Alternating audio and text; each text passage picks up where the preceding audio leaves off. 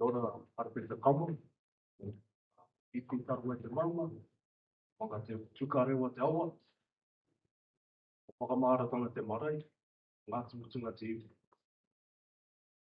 Like I said, Arapeta Chair Marnes. I work for Arapeta Corrections on Chatham Islands. I run community work there, formerly known as PD. Alpha, I'm Amy and I'm Kamo. On my dad's side, I come from a village called Whalilakai in Samoa. And on my mum's side, well, her family came to New Zealand from Europe on the Thomas Harrison back in the 1800s. I'm a teacher at Te One School. So, you know, in an island of 600 people where we all know each other, the kids that I'm teaching, often their parents are the ones that Arapeta is working with for people. Yeah. Arapeta and I, we have 3 kids together and 2.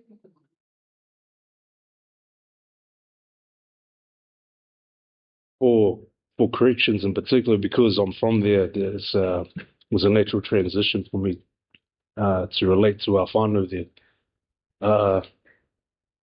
Having a diverse skill set, that also helps, you know, background in music, martial arts, psychology, exercise, prescription, sort of stuff. You know, I worked in PHO for a long time, butcher. Those are all relatable skills. I was also a truck driver as well, so kind of like the whānau was saying up there before, wasn't too sure about his skill set, but without those diverse sort of backgrounds, it's hard to be relatable. You know, it's easy to walk in someone's shoes if you can relate to them, you know, show a bit of empathy. For me, what works well being a teacher is, well, we've been there almost 5 years now, and so we've built some strong relationships with whānau. I think a lot of the times Chatham Islanders can be wary of newcomers because, you know, often people want to come in and save us or fix you, and they'll say all these brilliant ideas and have all these promises, and then they leave and you never see them again. I think one of the first questions I was asked by the senior kids at the school was, how long are you going to stick around for? Because most people only stuck around for a couple of years.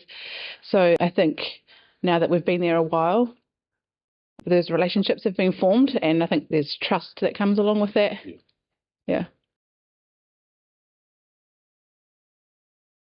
For corrections, one of the biggest challenges I've come across is the fact that, say, someone has an injury. Most of the guys that are working on Chathams, they have 2 or 3 jobs.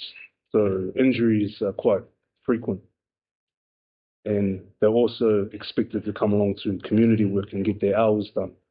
The problem with that is they get an injury at their job, then they have to come to New Zealand. So they fly out and it takes another 3 days. They get their injury seen to, it takes another 3 days to get back. So what would usually take an hour here can take a week. So things are a bit harder to get done. But Islanders work really hard. You have to, when things are 3 times more expensive. Yeah.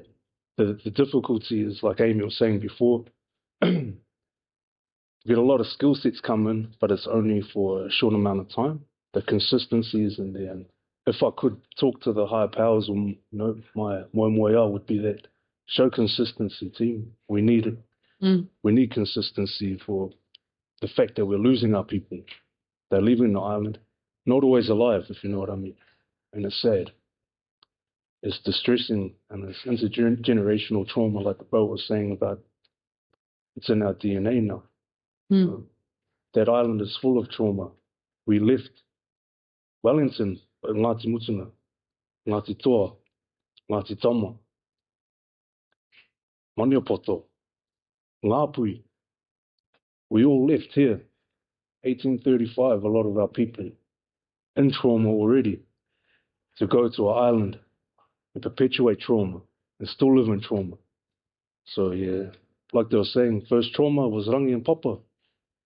It's not always bad, but resilience, yeah, we're moving through. we both work for government organisations, and with that comes a lot of tick boxes. And when you live on a little island of 600 people, those tick boxes don't often relate. They're irrelevant, basically. So, for example, Arapeta's work needed some ID, and they said, just bring it in. A big government organisation, just bring it in. What they don't realise is that that takes a flight that costs $1,000. Both ways, so there's a lot of barriers like that on Chatham's. Come to New Zealand to activate. You got to fly to New Zealand to activate your bank card. There's only one bank on the island, which is ANZ. Only open on a Tuesday. And it's only open on a Tuesday.